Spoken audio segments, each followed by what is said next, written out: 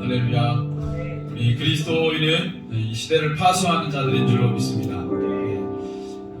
하나님을 대적하는 세상 문화와 죄 가운데 깨어서 이 시대를 파수하는, 하나님의 마음을 파수하는 사명을 받은 하나님의 사람인 줄로 믿습니다.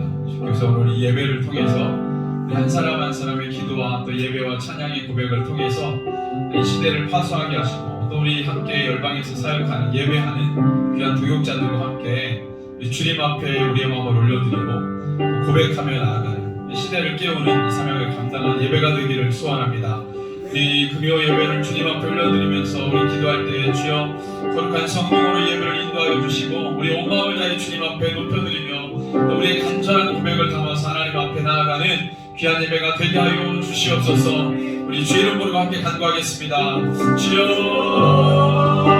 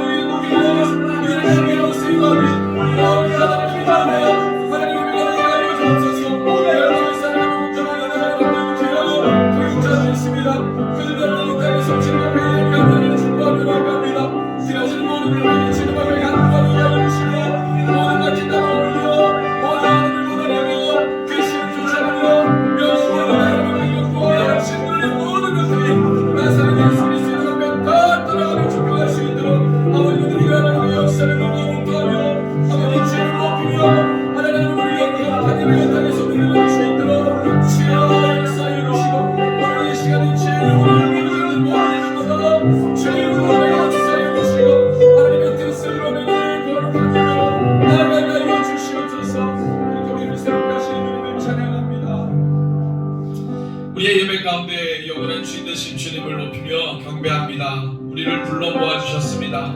우리를 주님을 예배하는 자들로 세워주셨습니다. 이 예배가 이 마지막 때의 모든 영적 전쟁을 이기는 의의 경계가 되게 하시고, 우리가 주님 앞에 올려드리는 모든 기도 제목마다 하나님이 어둠을 깨고 사탄의 그 모든 일들을 멸하는 능력의 예배 되게 하여 주시옵소서.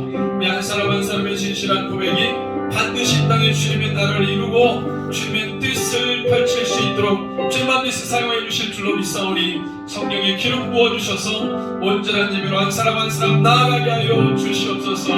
그렇게 우리 예배 가운데 함께해 주실 예수 그리스도의 이름으로 기도합니다. 아멘. 다 일어나셔서 우리 함께 찬양합니다. 십자가를 잡으시네. 십자가를 잡으시 어린 양 예수, 내 죄 씻어주시고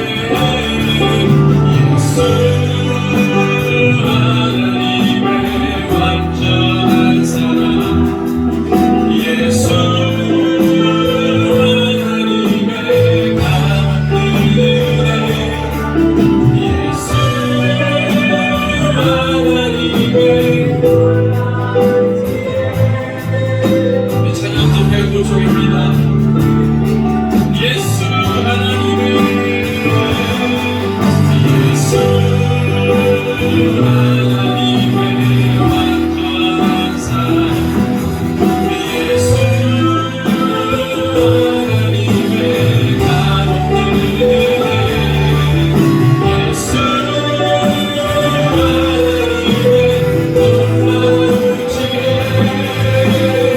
아름다운 그 예수 예수 하나님의 완전한 사랑 예수 하나님의 감없는 은혜 예수 하나님의 놀라운 지혜 아름다운 그 십자가를 잡으신 십자가를 잡으신 어린 양 예수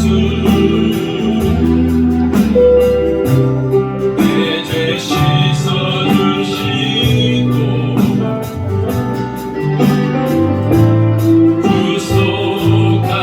구속하셨네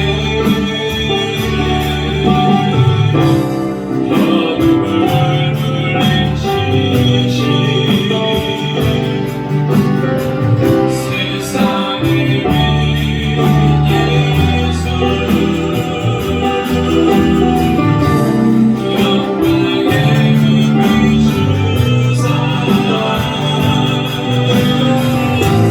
자유케 하시네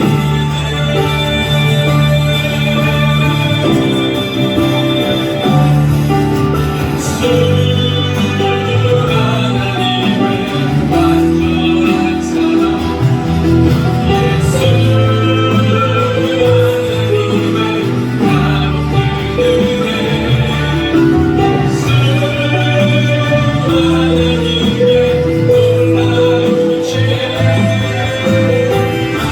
아름다운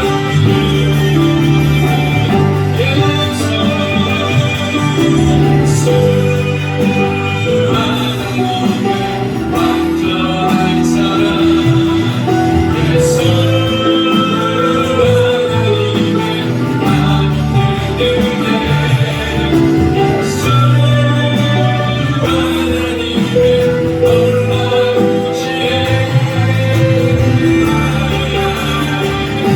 지금 영광을 예수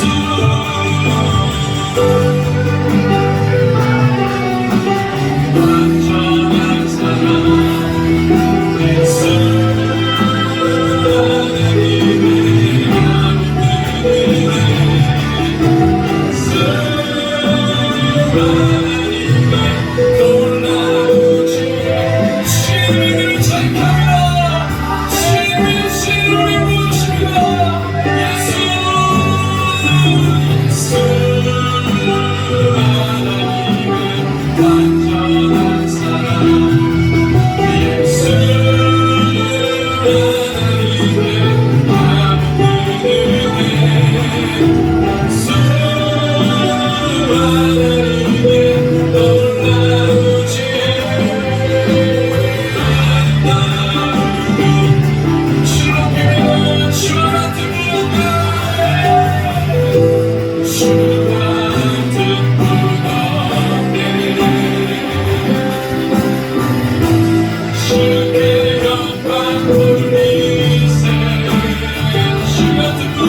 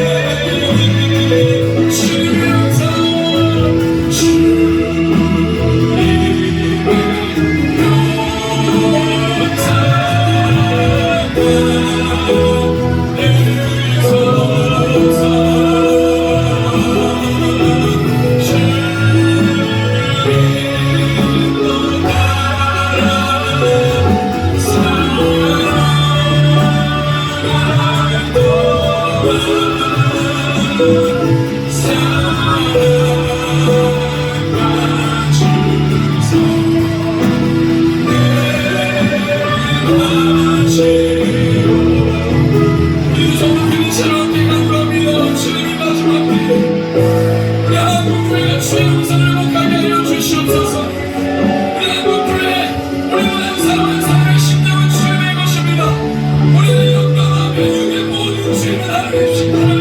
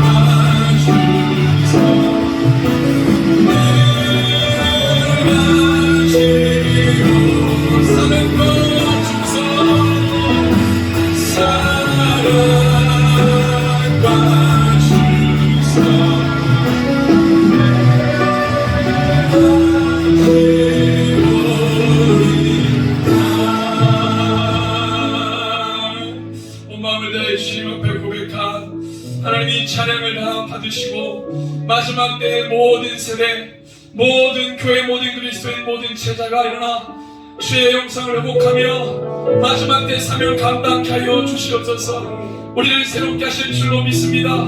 이 세상 정서를 이기고 승리하게 된 줄로 믿습니다. 우리가 싸우는 싸움이 끝이 아니라 반드시 주의 영광을 보게 될 줄로 믿사오니 주여 주의 영광을 우리는 담대하게 하여 주시옵소서. 마지막 주를 향한 사랑과 충성으로 하나님 아버지 이 사명 다하게 하여 주시고 주님 오신 그들의 거룩한 심으로 주님 오신 길을 순결하게 예비하는 하나님의 사람들로 다 거듭나게 하여 주시옵소서. 그렇게 우리를 인도하여 주실 마라나타 반드시 다시 오실 예수 그리스도 이름으로 기도합니다. 아멘. 할렐루야. 주님의 사랑이 우리를 다 바꾸는 줄로 믿습니다. 아멘.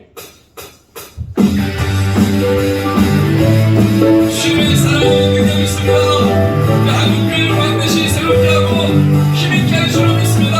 고백합시다. 놀라운 주의 사랑이 영원하시도다. 십자가 자비로 나타내셨네.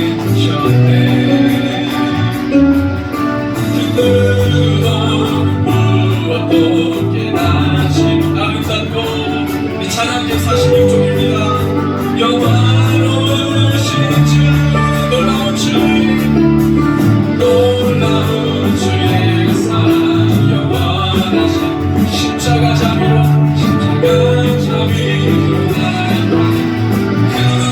그것도 깨닫지 못하니 그것도 깨닫지 아름답고 영원하신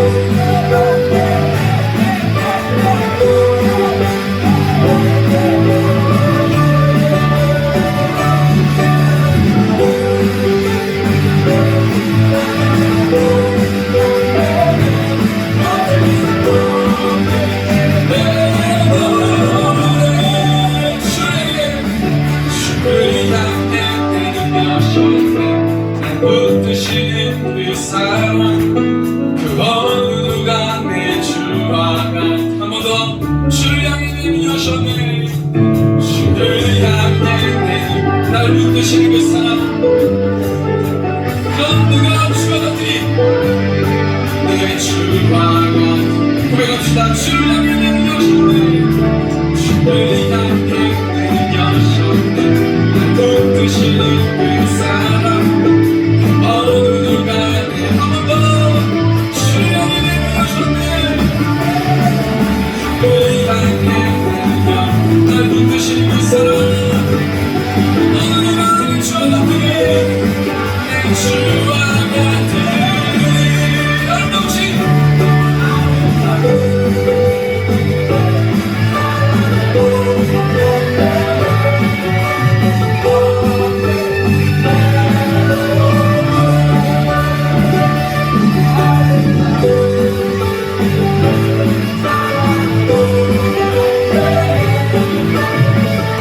우리를 잘하셨습니다.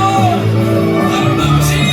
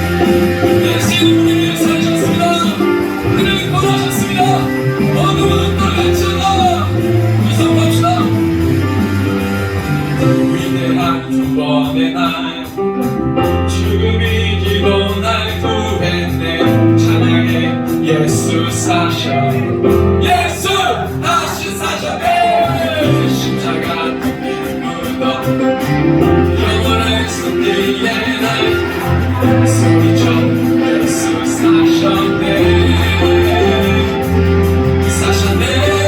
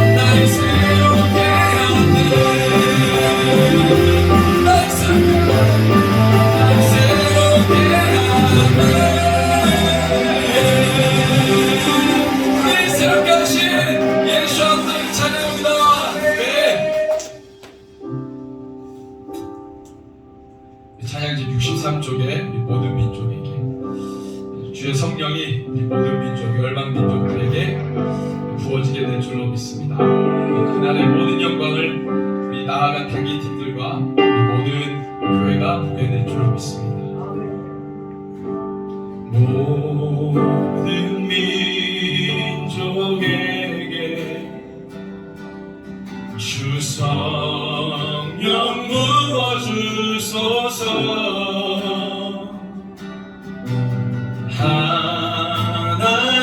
하나님의 백성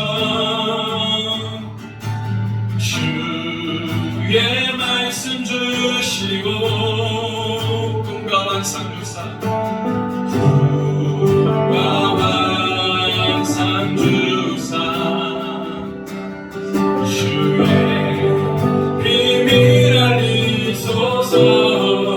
우리 믿사오니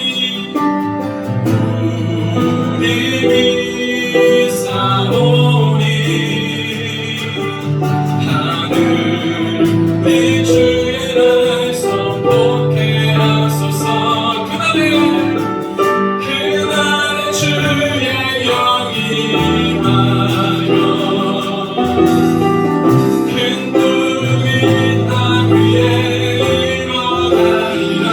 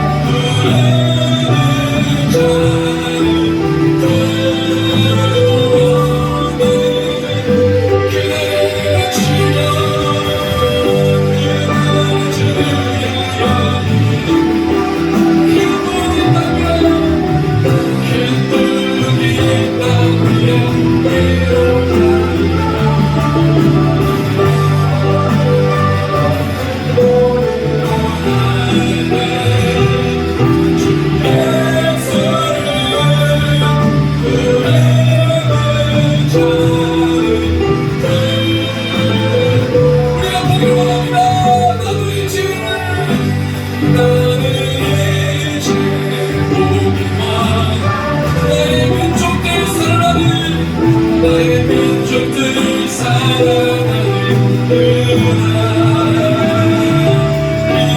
찬송 소리나는 웃음소리로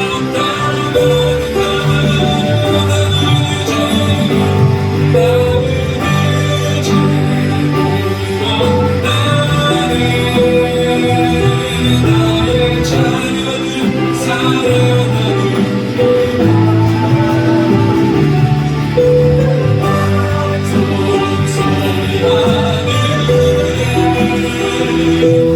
웃음소리로 떠나는 시골이가 보기 원합니다. 나는 이제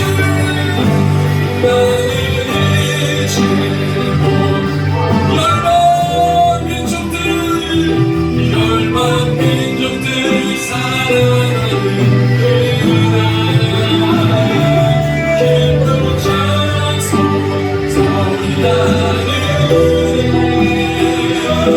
웃음소리로 나가는 나는 이제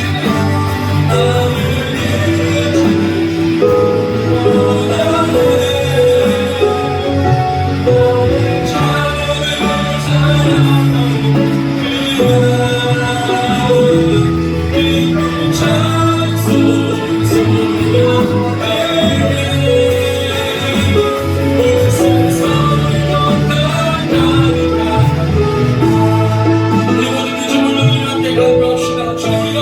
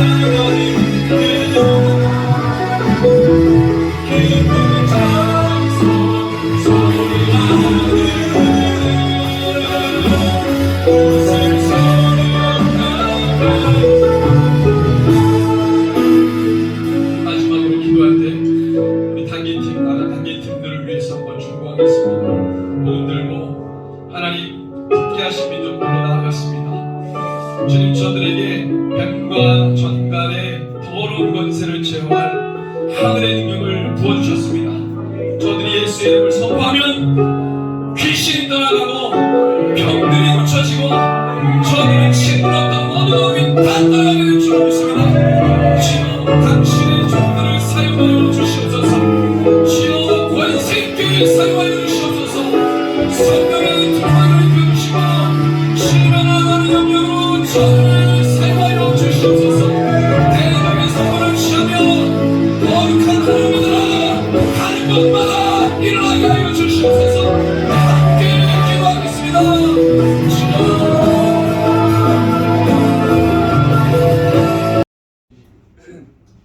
호세아 5장 말씀입니다. 오늘 호세아 5장 1절에서 15절 말씀이고요. 이제 내용을 좀 보면서 단락단락 나누어서 말씀 함께 보도록 하는데요. 오늘 말씀의 제목은 진정한 회개의 영성입니다. 시대가 어두워져 가면서 이 회개라고 하는 이 단어가 좀 많이 멀어져 간 것 같아요. 우리 현대 그리스도인들에게서 회개라는 단어가 오래전만 해도 한국 교회가 늘 기도하면 회개가 터져 나오고 기도원마다 회개의 기도가 드려졌고 교회마다 어떤 사경회라든지 부흥회라든지 이런 걸 통해서 회개가 기도가 드려졌던 한국 교회였는데요. 그래서 한국 교회 부흥의 원동력은 회개의 기도였다. 1907년도 평양 대부도 회개로부터 시작이 됐잖아요. 하디 선교사님의 이 눈물의 회개, 조선 사람들을 하대하고 은연중에 그들을 업신여겼던 그 마음을 하나님 앞에 내어놓고 동료 선교사들과 그것을 가지고 나눌 때 하디 선교사뿐만 아니라 동료 선교사들도 그랬노라고, 우리도 은연중에 조선 사람들을 하대하고 그들을 업신여긴 것들이 있었다고, 정말 예수님이 우리를 품으신 것처럼 조선 사람들을 품지 못했다고, 이런 고백이 터져 나올 때 결국에는 원산과 평양의 부흥의 불씨가 이어졌고, 결국에는 한국교회, 정말 이 세계 선교를 감당하는 그 이 작은 반도 국가가 엄청난 세계 선교의 영향을 발휘하는 그런 민족교회가 됐다. 참 하나님께서 하신 거죠. 그 원동력은 바로 회개였다는 거예요. 근데 이제 저와 여러분들이 잘 알지만 한국교회 어떻게 됐어요? 계속 침체, 30년째 침체예요. 이거를 전문가들은 반전시키기 어렵다. 인구 감소 시대라는 부분도 일조하지만 그것보다도 우리의 어떤 이 신앙의 퀄리티가 많이 떨어졌다. 그래서 반전시키기는 거의 불가능하다. 이런 이야기들을 하고, 차라리 양으로서의 양적 부흥은 이제 물 건너갔고, 그럼 이제 무슨 부흥만 남았겠어요?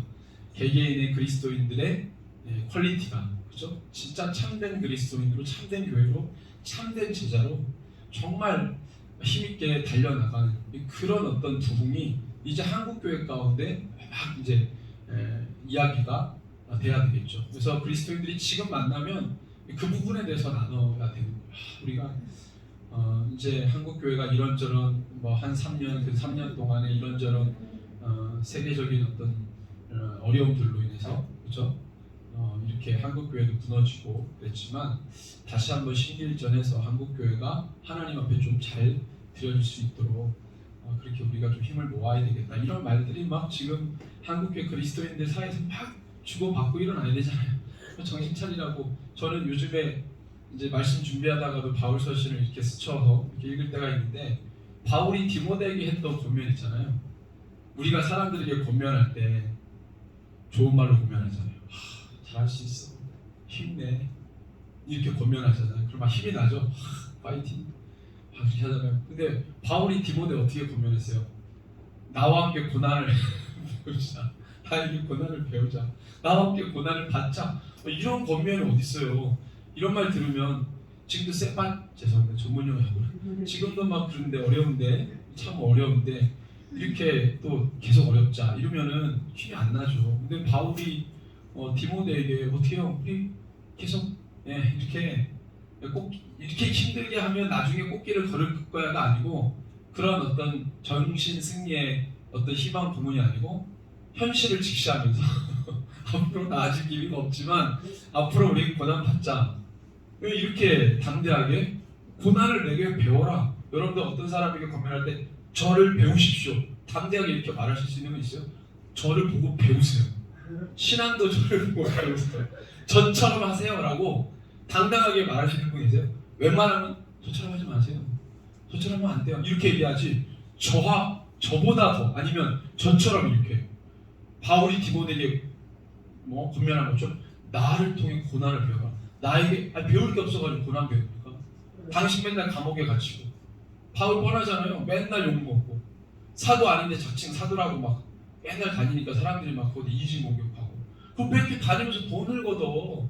그냥 자꾸 그 공격 세 가지 공격이 돈 공격, 사도 공격 그 다음에 네가 진짜 하나님의 사람이 맞냐? 너 어디서 뭐 라이센스 받았어? 없잖아. 베드로가 인정했어? 아니잖아. 싸웠다며 막 이러면서 너가 예수님의 수제자 베드로도 없인 얘기가 우리 다 소문들어서 알고 있는데 이런 각종의 인신공격이 바울을 막 따라다니고 그쵸? 괜히 바울하고 친했다가 뭐예요? 너 그렇게 마음씨 좋은 바나바하고도 싸웠다며? 아유 바나바 얼마나 착한 사람인데 봐봐 자기 땅을 팔아서 사도들한테 줬잖아. 너는 뭘 팔았니? 막 이러면서 바울 그러면 맨날 옥에가 지고 꼬리표처럼 달고 다니는 주연불씨처럼 달고 다니는 게 뭐예요? 맨날 그런 의욕 이거 완전히 트러블 메이커지. 이게 피스메이커예요. 근데 바울하고 친해. 바울에게서 뭘 배워? 아이고 욕이나 한 번 다행이죠. 근데 바울이 디모데에게 말하잖아요. 디모데 어떻게 만났습니까? 1차 선교여행 때 가장 힘들게 지금의 이제 터키 중부에 있는 아시죠? 그죠? 지금은 옛날에는 갈라디아 지역이라고 했어요. 거기 지역에 정말 흉악한 놈들, 그죠?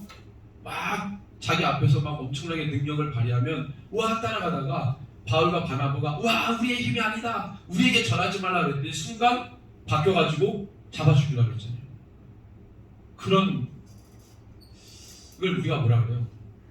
감정 기복이 심한 사람들. 뭐라 그러죠? 분노 조절 장애. 감정 기복이 심한 사람들. 집단으로 살고 있는 그 지역에 복음 들고 가서 그 지역에 사는 디모데. 그렇게 두드러 맞은 그 지역에서 믿음으로 나아가는 디모데 그 가족을 만나고 2차 선교여행 때 같이 가잖아요. 그죠?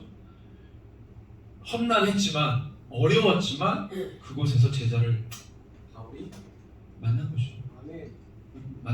만났다기보다는 바울이 제자로 세웠죠.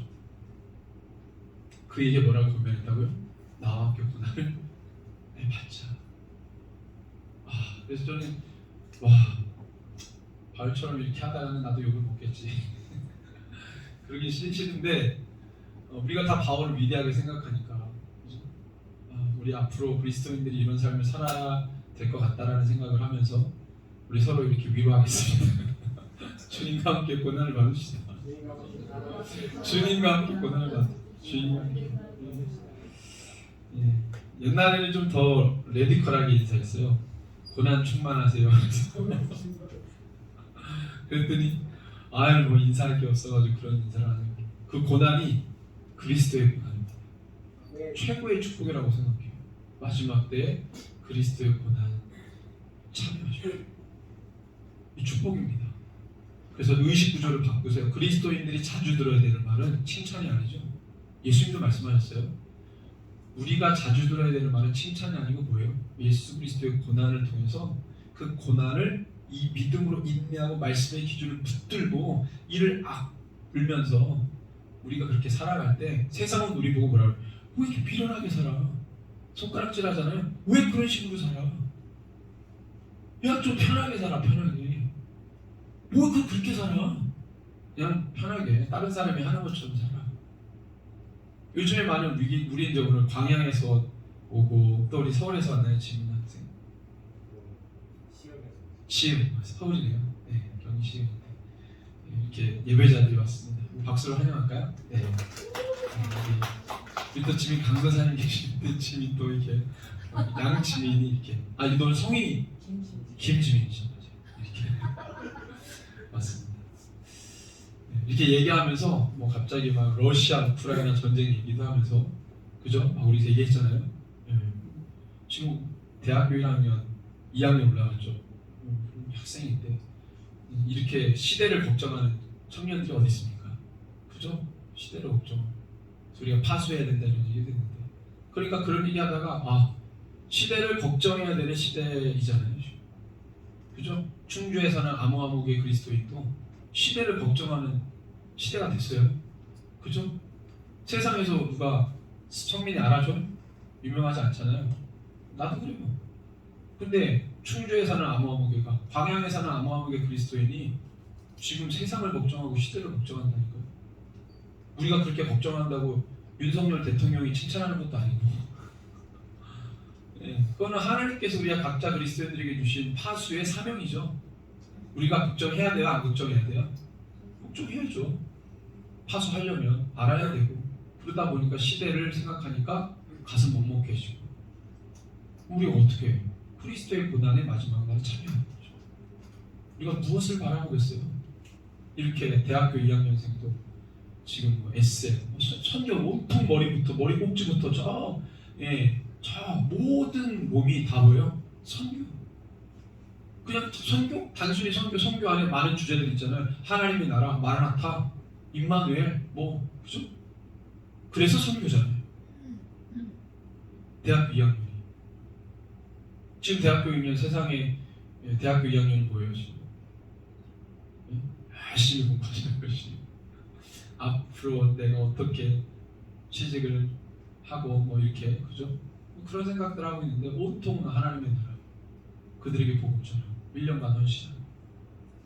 세상도 우리 대한민국 군인은 1년 몇 개래요? 14개월 정도 군복무 나라를 위해서 하는데, 레센 하나님의 나라를 1년 복무하는, 너무 좋잖아요.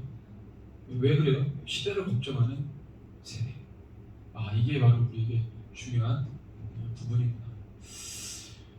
그래서 마지막 시대를 생각하다 보니까 답답하고, 그러다 보니까 오늘 말씀을 통해서 우리가 아는 건 이 회개죠. 우리가 어떻게 반전시킬 수 있어요? 우리가 열심히 여기서 기도한다고 세상 바뀝니까?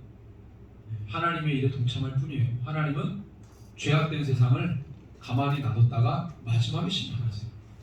그리고 그리스도인들 보고는 어떻게 해요? 니네가 결정해. 세상 따라가든지 세상 이기든지. 이미 내가 이겨놓은 세상을 나를 믿으면서, 내 이름 믿으면서 그걸 신뢰하면서 그렇게 살아가든지, 아니면 가다가 힘들면 세상 잠깐씩 보고 따라가고 흉내내다가, 그죠? 그렇게 살래. 하나님 우리가 이렇게 말씀하시는 거예요. 그래서 우리 5장의 말씀을 같이 읽을 때는요, 적어도 이제 선지서는 그렇습니다. 선지서를 읽을 때 그 선지자의 마음을 좀 많이 이해를 해야 돼요. 그 당시에 생활상도 중요하지만 사회나 어떤 이런 부분들도 우리가 잘 알아야 되겠지만, 그 하나님의 말씀을 받아내야 되는 선지자의 마음이 너무 중요해요.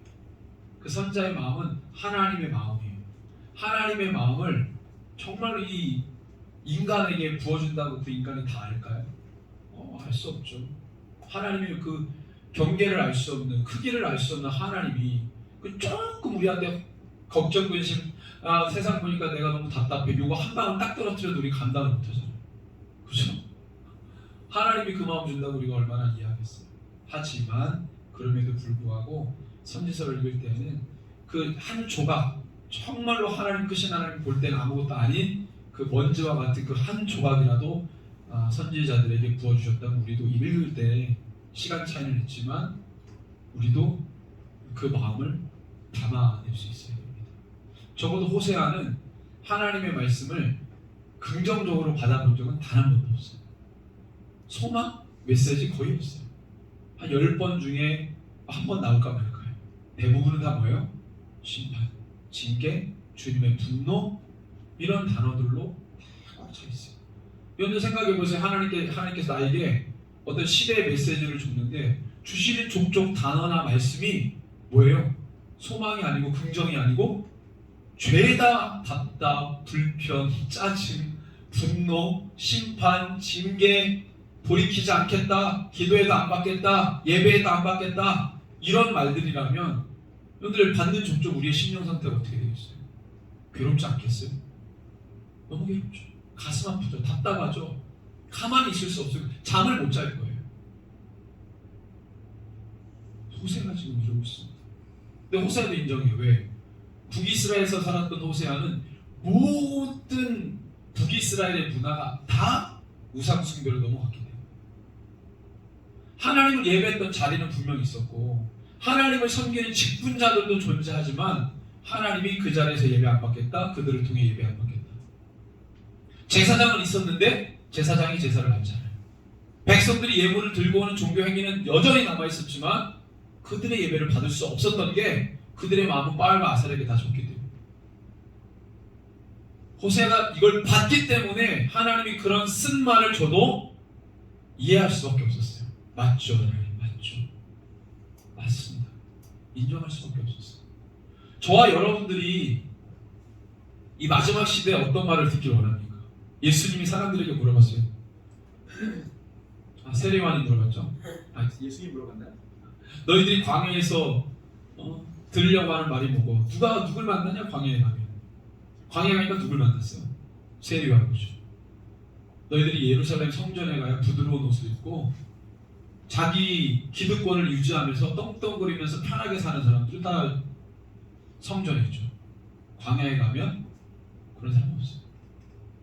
맨날 좋은 소리, 좋은 만나 늘 그걸 기대하지만 보세요. 눈 뜨면 다 죄악이에요. 저는 적어도 우리가 호세아를 나누고 있으니까 호세아의 심정을 갖기를 소원합니다.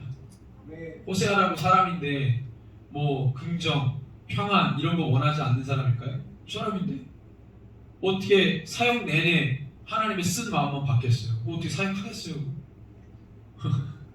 여러분들 보고 하라고 합니까? 도망가죠. 여러분들 마지막 때까지 싸우는 겁니다. 마지막 때까지. 호세아의 역사, 기타 다른 선자도 마찬가지. 그래서 우리가 오늘 보고 싶은 건 뭐냐면 이 하나님이 호세아에게 주셨던 그 말씀에 하나님의 마음이 어떤지를 우리가 좀 말씀을 통해 보기를 원합니다. 1절하고 2절 먼저 읽겠습니다. 시작. 제사장들아 이를 들으라. 이스라엘 족속들아 깨달으라. 왕족들아 귀를 기울이라. 너희에게 심판이 있나니 너희가 미스바에 대하여 올무가 되며 다볼 위에 친 그물이 됨이라. 패역자가 살육죄에 깊이 빠졌음에 내가 그들을 다 벌하노라. 호세아를 읽을 때는 두 종류의 감정이 들어가야 돼요. 첫 번째는 베이스적으로 하나님의 사랑이 깔려 있어요. 그 다음에 분노예요. 이 두 가지를 합해서 읽어보면 어떻게 읽을 수 있을까요? 사랑이 깔려 있는 분노. 사랑이 깔려 있는데 분노요. 뭘까요? 어떻게 나올까요? 머리에 있어요. 머리에 있어요. 사랑이 깔려 있는데 분노? 지식적으로는 맞아요. 하나님 사랑이 깔려 있어요. 책망하고 진노를 심판을 얘기해도 기본적으로 베이스에 하나님 사랑 깔려 있어요.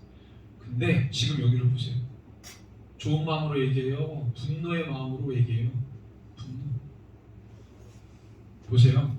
제사장들아, 제일 먼저 언급한 사람이 누구예요? 제사장들아, 종교 지도자들, 종교 권력자들. 이스라엘 족속들아, 점진적으로 썼어요. 제사장들아, 들으라, 쉐마. 그 다음에 뭐라 그래요? 깨달으라, 가싸. 그 다음에 기울여라, 아차. 점진적으로.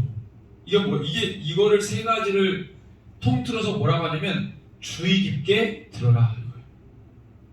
왜 주의 깊게라는 말이 들어갈까요? 어떤 애한테 야 너 집중해서 들어라고 학생한테 얘기했어요. 그럼 이 학생은 평소에 어떤 학생이었어요? 그렇지. 평소에 집중 안 했던 거예요. 하나님이 지금 쉐마는 뭐예요? 집중해서 듣는 거죠. 그죠?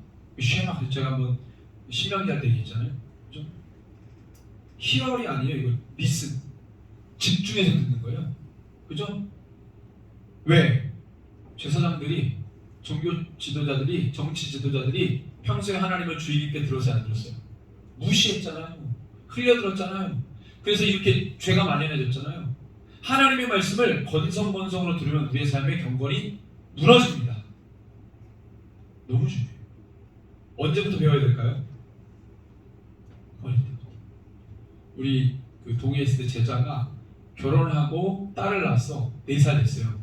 우리 이제 열방에 나가려고 준비하고 있는데 그 아내 선교사님이 중국인이라고 했잖아요. 예비 선교사님이. 그래서 이제 근데 왜 이러고 했잖아요.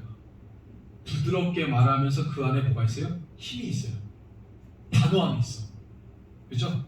그걸 느낄 수 있었어. 이게 무조건 혼내려고 하는 게 아니라 그 말의 감정이 그걸 느끼는 거예요. 사랑과 뭐예요? 단호함이 있어요. 밥 이렇게 밥 먹는 테이블이 있는데 애기가 4살이에요. 4살 됐어요. 어리죠? 이제 밥 먹는 상에 애가 이렇게 올라갈 수 있어요? 없어요? 오이도 올라간 적 있어. 4살 때. 기억을 못할 뿐이야. 혼났을 거야. 우리 다 그랬어요. 네. 그럼 이렇게 애가 올라갔으면 뭐라 그래야 돼요, 엄마가? 네, 그렇죠. 올라가지 말라는 그 말 한마디에 사랑과 단호함이 들어가 있어요. 무슨 말인지 알겠어요? 모르지 않게 왔으니까요. 모르게 왔으니까 알고. 나중에 알 거야, 나중에. 그게 그때 목사님이 그 얘기 그거였구나 이렇게. 하지 말라는 그 단어를 얘기했지만 감정이 섞여 있잖아요. 그 아이는 그 감정을 못 알아듣지만 지금 엄마는 사랑함으로 하지 말라는 행위에 대한 훈육을 하고 있는 거죠. 단호함이 섞여 있어요. 올라가면 안 돼. 밥 먹는 상이야. 그러면서 이렇게 설명을 해주더라고요. 감동을 받았어요. 제가 감동을 받았어요. 언제부터? 어릴 때부터. 그래서 그의 모든 행동이 자 보세요. 부모님이 하나님을 경외하면 그 아이도 어떤 아이가 될까요? 하나님을 경외하는 아이가 되겠죠. 맞아요? 어떻게 알아? 안 켜봤는데 자꾸 맞대. 나중에 알 거야. 하나님을 부모가 경외하면 반드시 그 아이도 경외하도록 해야 되는 책임과 의무가 있는 것이죠. 제사장들이나 이런 사람들이 기성세대인데, 앞선 세대인데 그 사회에 악이 찼다는 것은 하나님을 경외하는 앞전 세대가 그 경외함을 다음 세대에게 물려줬어요? 안 물려줬어요? 못 물려준 거예요. 그리고 그것이 죄다 사랑함으로 단호하게 말해야 될 위치에 있는 리더들이 그 역할을 했어요? 못했어요? 못했어요. 사회 악이 어떻게 찰까요?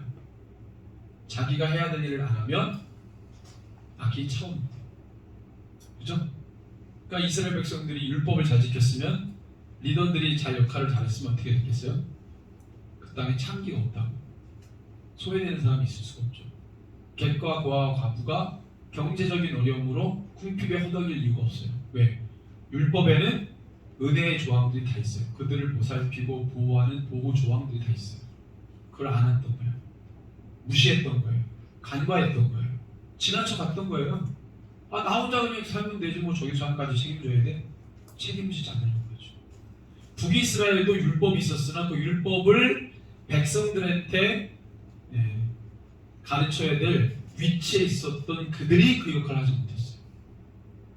그러니까 그들의 행동이나 마음에 제어할 수 있는 제어 장치가 북이스라엘은 없었어요. 다 무너졌어요.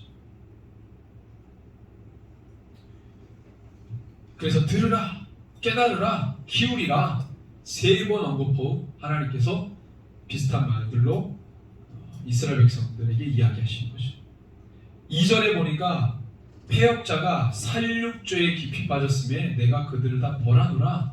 벌하는 궁극적인 이유 하나를 2절에 말씀하세요. 살육죄. 이 살육죄가 무엇을 했던 살육죄일까요? 이건 짐승을 죽이는 학살의 이 단어가 쏴타라는 단어인데요.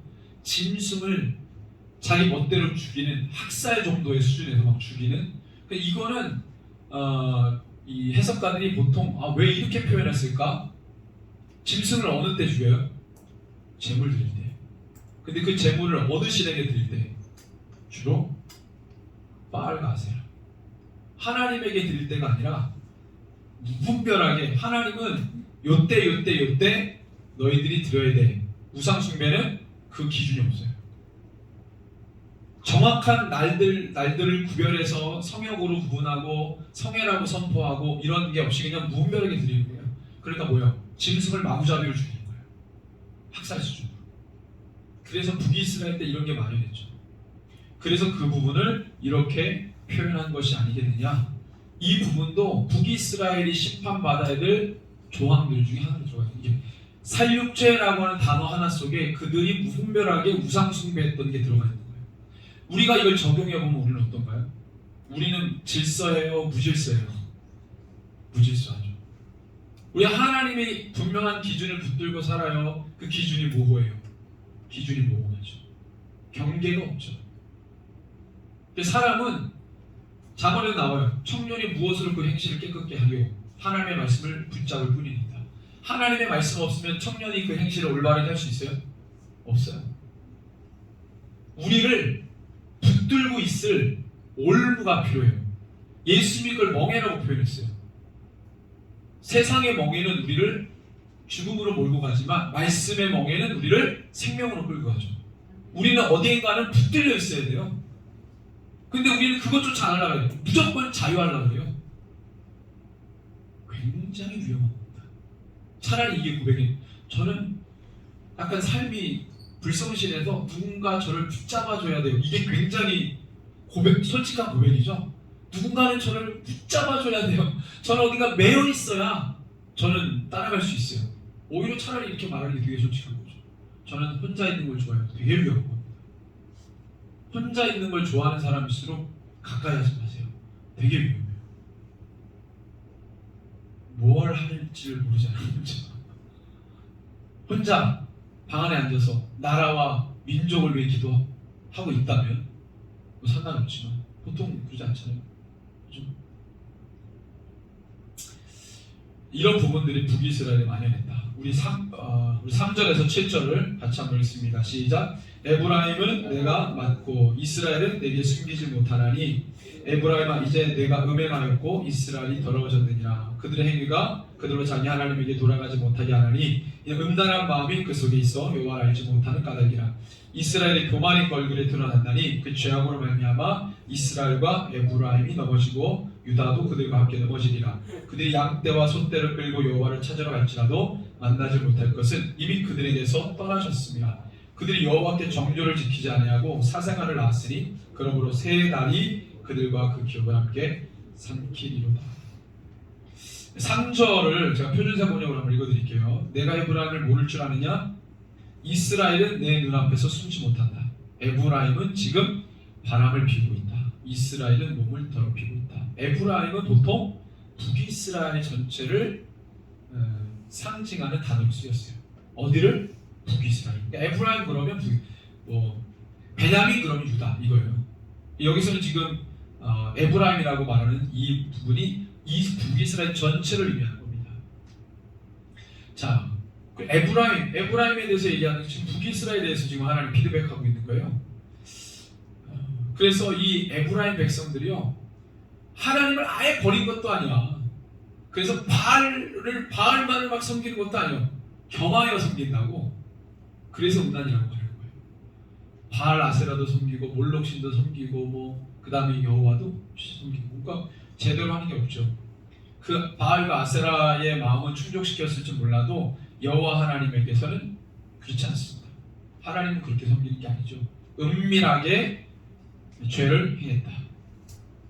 그래서 하나님은 그들의 죄를 다 알고 계시는 것이죠. 그래서 이 북이스라엘이 하나님 앞에 행하고 있는 죄는요 숨길 수 없는 것들이에요. 하나님이 다 알고 계시기 때문에 그 부분들을 하나님 말씀하시고, 자 그리고 이 3절에 보면은요 더러워졌다 이런 표현들이 나와요. 이제 더러워졌다. 지금이라는 뜻이 아타, 히브리어로 아타라는 건데 지금 너희들이 더러워졌어. 이건 뭐냐? 이 표현은 지금 하나님 앞에 있으면서 명백히 하나님이 보고 있는 데서 죄가 드러났음을 의미하는 거예요. 그러니까 굉장히 위급한 말들이에요. 표현이고, 그 다음에 4절을 보면은 그들의 행위가 그들로 자기 하나님께 그들의 행위가 하나님께 돌아가지 못하게 하나는 거예요. 이게 뭐냐면 죄가 너무 많아가지고 회개가 안 되는 거예요. 죄가 너무 많으면 회개를 해야겠죠. 죄가 너무 많아서 회개가 안 되는 상태예요. 그럼 어떻게 되겠어요? 반전이 일어날 수가 없어요. 여러분들, 회개는 이론이 아닙니다. 회개는 우리 뭐 기독교 교리에 죄 지면 회개하면 돼, 이런 게 아니에요. 컨셉이, 회개는 하나님께 돌아가는 거예요. 관계예요, 관계. 그걸 그냥 이론화, 도식화, 구조화 해버리면 진짜 회개가 안 나와요. 우리가 관계라는 말을 자꾸 우리가 많이 떠올려야 돼요. 관계, 하나님과의 관계, 그 하나님과의 관계에서 우리가 하나님께로 돌아가는 게 회개예요. 잘못을 후회하는 정도가 아닙니다. 하나님께 돌아가는 거예요. 우리 거룩하신 하나님께 돌아가는 거고, 우리 사랑의 국민하신 하나님께 돌아가는 거예요. 돌아가는 게 회개입니다. 우리의 자세를 바꾸고, 행동을 바꾸고, 우리의 마음을 바꾸는, 주님과의 관계가 다시 회복되는, 그게 회개예요. 근데 지금 죄가 너무 많아서 그 회개의 마음이 일어나지 않아요.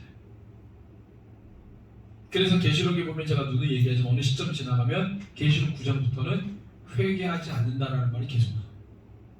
그럼에도 불구하고 회개하지 않더라, 자신들의 죄를 회개하지 않더라, 자신들의 행위를 회개하지 않더라라는 말이 계속 나와요. 그전에는 회개해야 된다라는 말을 하죠. 그 다음에는 회개가 안 돼요. 여러분들, 회개가 안 되는 시기가 옵니다. 지금 회개가 잘 되고 있나요? 제가 볼 땐 지금 너무 진입했어요. 회개가 안 되는 시대로 진입했다고. 누가 회개합니까? 어느 교회에서 회개를 강조해요? 여러분 보세요. 사람이 시대가 어두워져서 살기 더 어려워지고 힘들어지면 사람들이 회개 잘할까요? 안 합니다. 저는 그래서 회개도 훈련이 필요해요. 내가 지금 살기 힘든데, 살아가는 방식도 하나님 기뻐하지 않는데, 내가 그걸 돌이키기 위해 회개한다? 회개는 나의 삶이 돌아가는 거예요. 돌이키는 거예요. 내 생각이 바뀔 뿐만 아니라, 생각이 바뀌니까 내 행동도 바뀌는 거예요. 그걸 회개라고 해요. 그게 바뀌어야 하나님과 관계가 회복이 되는 거죠. 근데 내가 하루하루 사는 게 어려운데, 지금 내가 살아가는 방식이 하나님 기뻐하지 않는데 어떻게 회개가 되니? 그래서 저는 위기감을 느낍니다. 위기감을 느껴요. 우리 가운데, 한국교회 가운데 회개의 영이 부어지길 원합니다. 우리가 다 하나님 만날 때 어때요? 제일 먼저 나오는 게 뭐였어요? 회개죠. 회개가 막 터져 나오죠. 열방의 민족들 막 이렇게 막 울면서 기도하고 하나님 만났다고 하는 사람들 보면은요, 다 그 과정이 있어요. 모든 민족이 똑같아요. 주님 만나면 회개가 나요. 왜? 우리 하나님 거룩하시기 때문에. 그리고 우리 하나님 사랑이기 때문에 회개를 하면 받아주시죠. 그 사람이 어떤 죄를 지었더라도, 하물며 예수님 한쪽에 있었던 강도도 회개하니까 주님이 구원하시잖아요. 회개가 능력입니다. 예수님께로 돌아오면, 그의 이름을 부르면, 나의 구주로 영접하면 우리 하나님 사랑이기 때문에 그가 구원받을 수 있어요. 중요한 건 회개하는 거예요. 5절에 보니까 이스라엘의 교만에 대해서 얘기해요. 교만에 해당하는 히브리어가 게온이라는 겁니다. 게온. 여러 가지 의미로 해석이 돼요. 뭐 자랑, 오만, 탁월, 권위, 뭐 이런 의미들이 다 있습니다. 이 게온이라고 하는 단어에. 근데 왜 이 북이스라엘이 교만이냐? 경제적으로 엄청나게 풍요로웠어요. 그래서 자기네들의 바알과 아세라에게 하나님하고 이중적인 삶을 살아도, 그런 더러운 스탠스 가운데 있었어도 그들이 경제적으로 부강하니까 자기네들이 회개할 동기를 찾지 못하는 거죠. 예를 들면, 내가 하나님께 범죄하고 이중적인 삶을 사는데 내가 막 돈이 잘 벌려? 어려움 사는데 어려움이 없어? 이 사람 회개할 거야, 안 할 거야? 절대 안 합니다. 근데 막 어려워. 더 어려워졌어. 그러면 혹여라도 그 중에 돌이키는 사람이 있을 수 있어요. 그 어려움 때문에. 심령이 가난하면 하나님을 찾는 자들이 있을까요, 없을까요? 있죠. 그러니까 부자가 천국에 가기가 어렵다고 했던 이유가 그거예요. 이스라엘이 지금 그랬어요. 엄청난 경제적 풍요. 하나님께 배반적인 삶을 살아도 경제적인 풍요. 회개하지 않죠. 그 교만이 하늘을 찔러요. 그러니까 마지막에는 뭐라 그래요? 자, 5절에 보니까 이스라엘의 교만이 그 얼굴에 드러났다. 그 죄악으로 말미암아 이스라엘 에브라임이 넘어지고 그 다음에 누구도 넘어진대요? 유다도 넘어진대요. 도미노 현상. 여러분들 죄는 도미노 현상 뭐예요? 나만 넘어지는 게 아니라 누구도 넘어지게 해요? 다른 사람. 반드시 걸고 넘어져. 우리가 이걸 전문 용어로 무슨 뭐라 그러죠? 네? 물귀신 작전. 자기 혼자 안 넘어져. 끌고 내려가. 그렇죠? 영적 도미노 현상이 반드시 있습니다.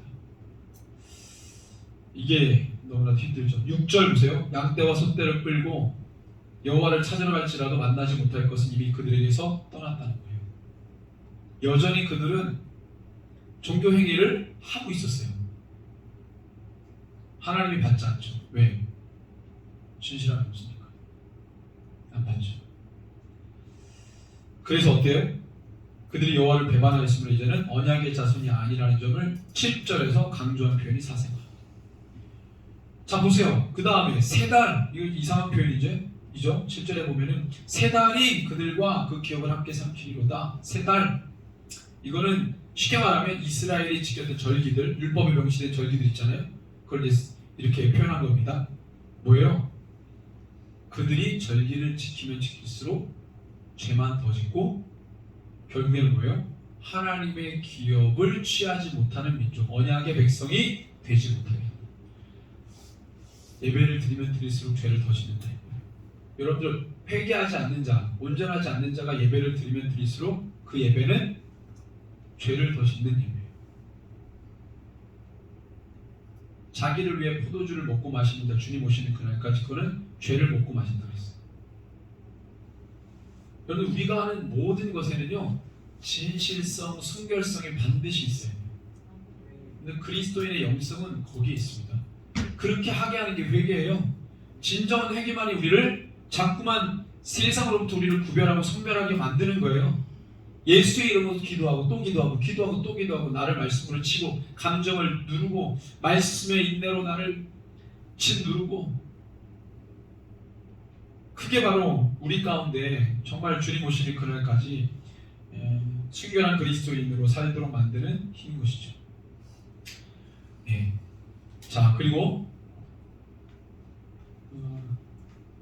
우리 3절에서 7절 읽었죠. 그다음에 8절에서 11절 같이 읽습니다.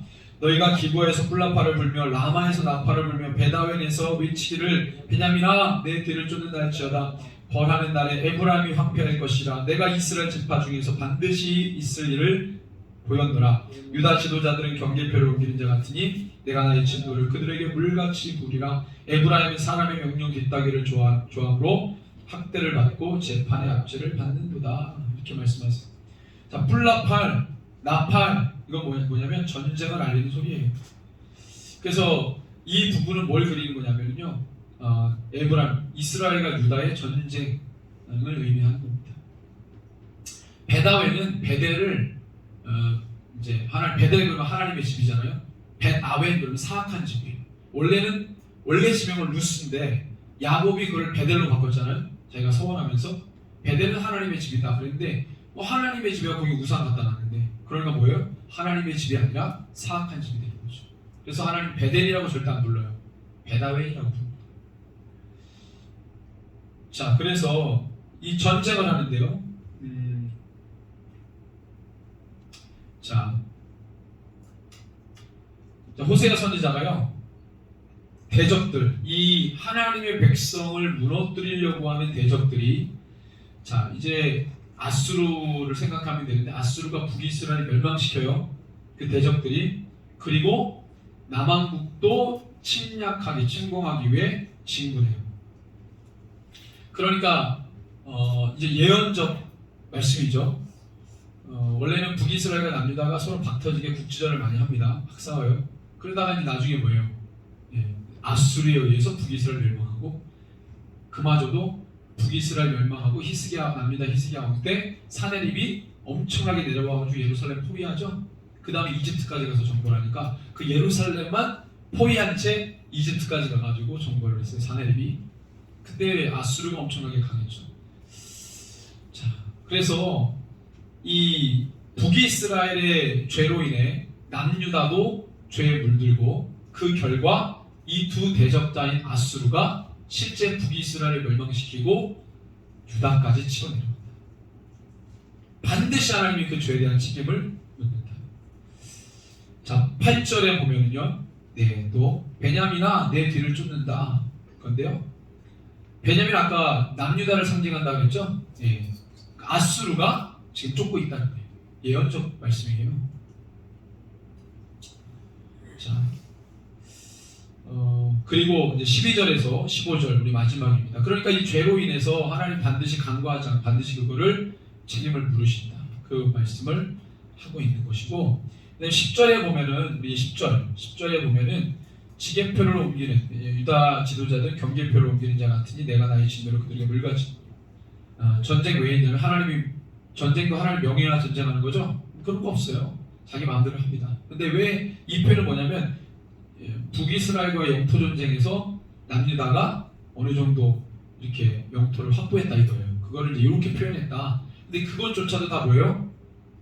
자기네들의 욕심, 죄로 인한 결과, 서로 죽고 죽이고 자기 것을 빼앗기는 그런 이야기들을 말씀하고 있는 거예요. 자, 11절 북이스라엘의 사람들은 뭐예요? 명령 뒤따르기를 좋아하므로 학대를 받고 재판의 압제를 받는 듯다. 이런 말씀하세요. 북이스라엘 사람들이 어떤 성향이냐? 명령 뒤따르기를 좋아한다. 이게 뭐예요? 사람의 말 따르기를 좋아한다. 이거예요. 그럼 반대로 누구의 말은 뒷전으로 알겠어요? 하나님의 말은 뒷전으로, 사람의 말은 중요하게 뒤따르고, 그렇죠? 이게 북이스라엘의 영적 상황을 호세아를 통해 말씀하고 있는 겁니다. 12절에서 15절을 같이 읽습니다. 그러므로 내가 에브라임에게는 종 같으며 유다 족속에게는 썩이는 것 같도다. 에브라임이 자기의 병을 깨달으며 유다가 자기의 상처를 깨달았고 에브라임은 아수르로 가서 야렙 왕에게 사람을 보내었으나 그가 능히 너희를 고치지 못하겠고 너희 상처를 낫게 하지 못하리라.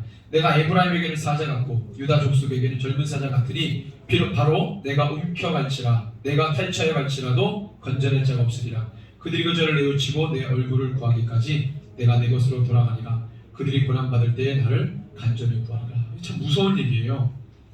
결론은 뭐예요? 구해도 도와주지 않는다 이 말인데 왜 그렇게까지 됐냐? 12절에 보면 무서운 얘기예요. 내가 에브라임에게는 종 같고 유다에게는 썩이는 것 같다. 하나님을 뭐에 비유했어요? 종, 썩이는 거. 이런 하나님 자신이 그렇게 얘기하고 있는 거예요. 하나님 자신이 쟤네들을 죽이는 종과 같고 썩이는 것 같아요. 얼마나 화가 나면 자기를 깔아내리면서까지 그 표현을 쓰면서 유다와 에브라임을 심판하겠다고 말씀할 거예요. 어느 정도 죄가 차면 하나님이 자기를 비하하는 비유를 들어서 이렇게까지 그들을 치겠다고 말씀하실 거예요. 조용히 죽이는, 그렇죠? 조용히 썩게 만드는. 에브라임이 자기의 병을 깨달을지라도 유다가 자기의 상처를 깨닫고 돌아온다 하더라도 소용없다. 회개해도 소용없다. 또는 에브라임은 아수르로 가서 야렙 왕에게 사람을 보내. 왜요? 우리를 좀 도와줘. 사람에게 도움을 요청해. 아무 의미 없다 말씀하는 거예요. 무서운 말이죠. 주변이 꼭 막혔어. 회복할 가능성이 없는 거예요. 14절에 내가 에브라임에게는 사자 같고 유다 족속에는 젊은 사자 같고 찢고 찢고 갈갈이 찢어놓는 엄청난 무서운 사자의 하나님을 비유해요. 아까는 뭐에 비유했어요? 종과 썩이는 것. 지금은 사자의 비유예요. 내가 그렇게 하겠다.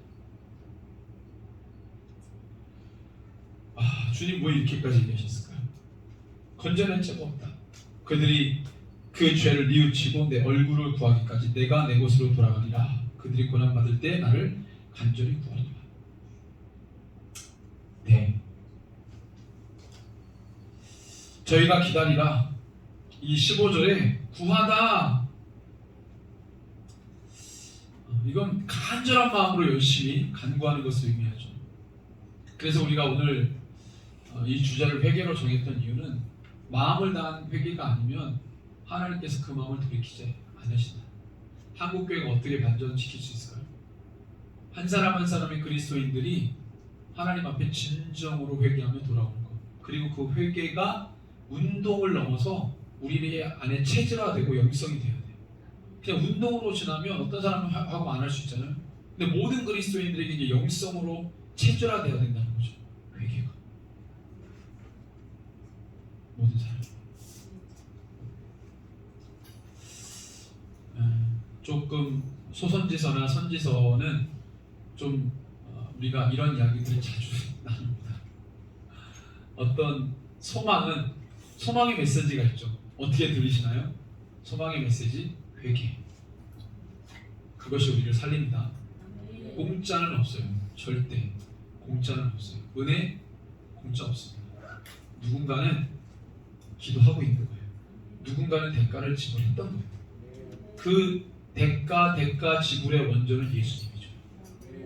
우리가 그냥 공로 없이 누군가는 공로를 했다니까. 나의 공로는 없지만 내가 살기 위해 누구는 죽었다고요.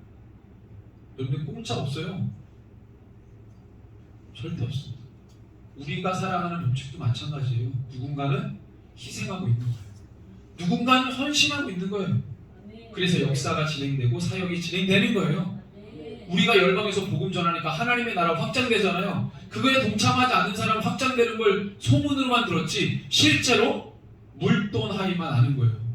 물이 변화에 쏟아지는 거예요. 하나님의 역사는 거기에 참여한 자들만 아는 거예요. 진정한 회개를 하는 자만이 하나님의 나라가 얼마나 값진 것인지 압니다. 어느 것하고도 비교할 수 없고, 우리가 조금 이 마지막 시대에 천박한 그리스도인이 아니라 진지하고 깊고 정말 하나님께